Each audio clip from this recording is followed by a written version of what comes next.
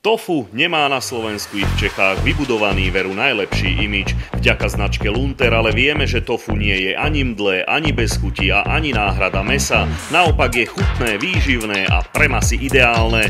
Rozhodli sme sa preto predstaviť tofu ako jedinečný originál, a to prostredníctvom online kampane s názvom Lepší svet chutí, ktorá vtipným spôsobom vyvracala mýty o tofu. V rámci slovenského trhu sme pracovali so šéf-kuchárom Michalom Konrádom. Hlavný hrdina tohto receptu bude poctivo zaudené a moje najobľúbenejšie tofu od Lunter.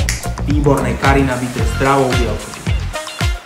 Naši influenceri varili podľa jeho receptov a inšpirovali tak ďalších.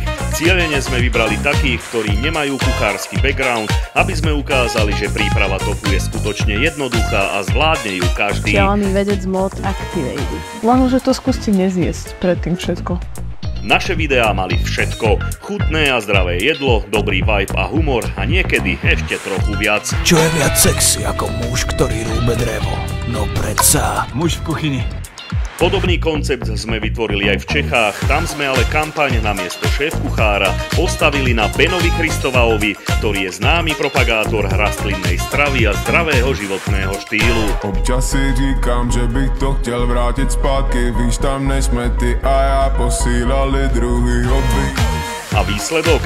Množstvo lahodných receptov, stovky kusov zjedeného tofu a hlavne zvýšené povedomie o značke. Na novú platformu kampane sme pritiahli viac ako 50 000 ľudí a vo vyhľadávaní sme vďaka optimalizácii obsadzovali popredné pozície.